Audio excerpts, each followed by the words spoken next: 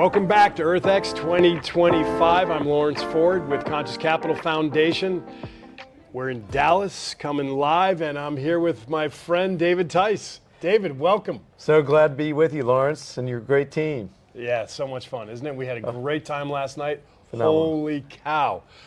It's a little surprise we'll get it for later, but David was up on stage talking about the work he's doing, and it's such important work. You know, one of the things, I'm going to kind of jump ahead a little bit and then we'll pull back. But what I want to tell the listeners is if you can think about times in history when these big things happen and they seem to have come out of the blue. Nobody was thinking about it, big catastrophes or big challenges, and nobody was paying attention to it. And it always seems those are the biggest ones. And we always look back and say, how the heck did we miss that? Right. And you're going to hear in a little bit something we all need to pay attention to, and David is devoting his life to this issue for the planet and for the people on this planet. But let's go back. Let's rewind. David, I got a question for you. Shoot. Why are you here on this earth? I'm here on this earth to make the world a better place, to leave grandkids, hopefully down the road, great-grandkids, make the world better. And this is a wonderful world. I'm living a phenomenal life. I'm truly blessed by God, you know, for everything He's given me. You know, I've been on this earth 70 years now, so I'm in my 8th decade, and so I'm rocking awesome, it now. man. But I'm having more fun than ever. And I can, by the way, I can attest to that because last night we closed the place, didn't we? Oh, we did, yeah. And David wasn't slowing down a bit. Yeah. I actually got everybody in the room, 400 people at this big gala dancing. And so All of them. I was out there, come dance. Bringing them on. It was so cool, man. And you'll see clips on this on consciouscapital.org, so check it out because we had too much fun with Steely Dan, Doobie Brothers, and Pink Floyd. Scott Page, our boy. Isn't he great, huh? Scott's amazing. Such a good human being. My goodness, Yeah. We'll be interviewing him tomorrow. Okay, so you're on this planet because you're a beautiful human. You get the biggest heart. I know you, so full disclosure. Let's talk about that for a second. Yeah. You know, it's amazing how the universe just guides, right? And when you get out of the way and, you know, kind of you think timelines, we had this really cool connection. We met in St. John, Virgin Islands. Both of us ended up in this beautiful 9x2 island 20-something years ago. Right. And we almost kind of did something together and then didn't. But more importantly than that, we connected, like at a heart level, right? Yeah, we definitely did. You've mentioned, and I definitely have that feeling thinking about Lawrence Ford and, you know, the past and how it was a long time ago, but how you were such a special individual, you know, and I remember you wanting to make the world a better place back then. So, yeah, and so, you know, it's like when you have those heart-soul connections, we hadn't seen each other like since then, physically. And when we knew we were coming to Dallas to do this, I went, oh my God, David Tice. And it's like we have been together, we haven't skipped a beat, and I've got to find out the amazing stuff David's doing, which is quite possibly one of the most important things that we address in today's planet. So now we know why you're here. So in your essence, tell us what you're doing to help humanity. well, I've produced and directed this award-winning documentary, and Dennis Quaid narrates it, and it's now available on EarthX TV, as well as it's coming on Netflix and free on YouTube. And you know a couple of things about movies, don't you, David? Because you've done some cool stuff. Soul Surfer, right? It was a movie that you did. Yes. So about 12 years ago, I executive produced and financed the movie Soul Surfer. Which is a great movie. About Bethany Hamilton, who lost an arm to a shark. Dennis Quaid starred. We had Carrie Underwood in the movie.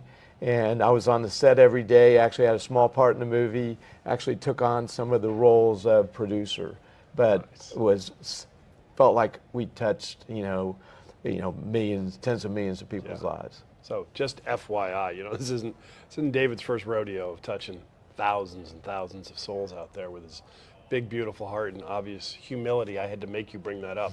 But let's go. Tell me. So what are you doing now? So right now, this Grid Down Power Up is a documentary. It's out, and I'm working legislatures And so I have brought the film to Capitol Hill. We showed it at the Capitol Visitor Center. We had a panel. We had 100 staffers and a couple members there. We brought in General Wesley Clark, via a surrogate. He had planned to be there, 4-star general. Dennis Quaid appeared. We had some solution providers, talking about the necessity to better protect our grid. We're working now, Texas legislature, Colorado, there's legislation being passed. I've started to plant the seed for Tennessee. Therefore, this needs to be accomplished at the state level. I've gone to 3 different NARUC, which is the National Association of Regulator Utility Commissioners, and talking to commissioners and chairmen of state PUCs and waking them up to the fact that we've got to do a better job at protecting our grid. So let's bring it back to the listeners right now and say, okay, in just 2 minutes, let's pretend we have 2 minutes just to communicate out there to our listeners. Why is he talking about the grid? What's a grid all about? Why are we talking about legislation? This is really important to me to have you communicate to the listeners, because I know what you're up to. And it's one of those things that's so big that we have this level of cognitive dissonance, where it's so big we just get overwhelmed and say, I can't even pay attention to it because it doesn't make sense. Right? We've got lights here, camera, action, and we need power for this, don't we? So electricity is actually more important than anything in the world after air. You think about, there's a rule out there for survivalists where we need air after 3 minutes, water, 3 minutes, right?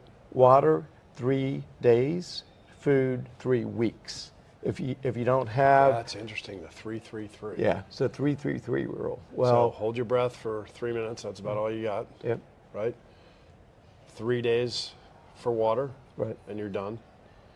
And 3 weeks without food. Right. Wow. Yeah. And the thing is, you think about it, other than air, the water and the food depends on electricity. Your refrigerator, all your food is going to go bad, if your refrigerator doesn't work. Yeah.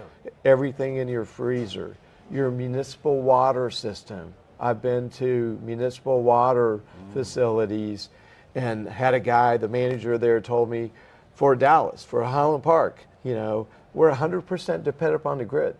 I said, well, what happens if the grid goes out? Well, we thought about a generator a few years ago, and it would cost $6 million, and therefore we deferred. So, okay, so for the listeners, you've been maybe through a hurricane or just a blackout, depending on where you are in the country or in the world. It was interesting. I interviewed someone yesterday who's in one of the finalists here for climate, and they were talking about the actual just financial cost of blackouts. Right. And they're trying to work with that with an intermittent battery program. But that's just kind of a nuisance, and that's in the billions of dollars. Right. We're talking about a real problem if this thing goes out for a while. And basically at home, think about your lights going out, no TV, no fridge, and having this last for 3 weeks. Right? Isn't that pretty much the magic when things start to really go bad? It starts to turn into chaos probably after, 2 weeks for sure. Okay. But you mentioned the inconvenience of a power outage. And in fact, the utility industry, in my mind, has focused too much about the inconvenience of these, short-term outages. And they're inconvenient. In Texas, we had horrible outage. It killed 250 people. Yeah. But, I remember that. Yeah. But we're talking about 250 million people dying. How many? 250 million. The most number of lives we've lost in America has been 12,000 in a Galveston hurricane. In 9/11, I think it was about 3,000. Yep. In Revolutionary War, we lost 40,000. We're talking about, there was a congressionally mandated commission called the EMP Commission. It operated for 17 years. They determined that as many as 90% of Americans would die if the power went out for 9 months or longer. Amazing, the Revolutionary War. How many people died? 42,000. And with the grid goes down for how much time? How many people could die? For 9 months to a year, 300 million, 90% of American citizens. Wow. Yeah. Paul Revere, why are you here? Lawrence, I'm known for warning people. 250 years ago, last Saturday, I warned the British are coming. I was worried about war. Now, David Tice involved me with Paul Revere Films about the necessity of protecting our grid and how many, 7,000 more people exponentially could die compared to the number we lost in the Revolutionary War. Are you guys seeing this? How do they learn more? They can go to YouTube, they can go to EarthX TV, they can go to Newsmax, they can watch Grid Down, Power Up. The other facility that David's been able to put together, Lawrence, is a wave. David who? David Tice. David Tice is my friend. The guy who was just here. Yeah.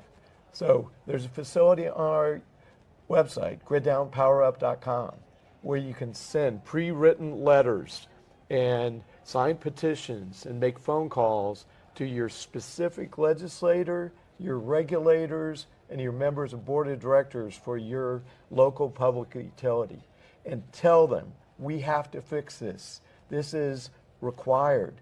Too many people can die. We have adversaries out there that could knock out our grid for a long period of time.